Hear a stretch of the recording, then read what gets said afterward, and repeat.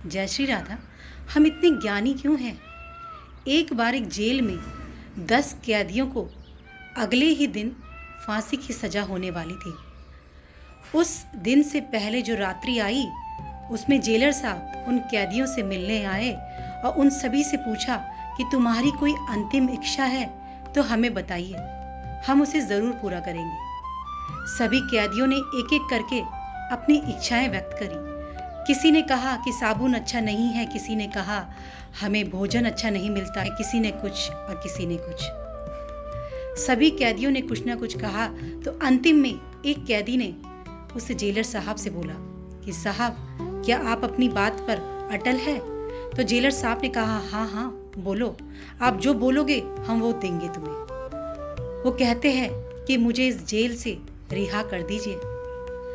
तो जेलर साहब कहते हैं कि तुरंत इस कैदी को रिहा कर दिया जाए। उतने में ही जो 9 कैदी थे वो भी कहने लगते हैं कि जेलर साहब हमें भी इस कैद से मुक्त कर दीजिए। तो जेलर साहब कहते हैं कि ये सिर्फ एक बार ही बोला जाता है, आप सब ने जो मांगा हम वो सब आपको दे देंगे। तो कहने का अभिप्राय ये है कि हम सबको पता है हम मृत्यु लोक में हैं। हमें ये जो जन्म मिला है 84 लाख योनियों के बाद, केवल और केवल नाम जप करके मृत्यु और जन्म का जो चक्र है उससे छुटकारा पाना।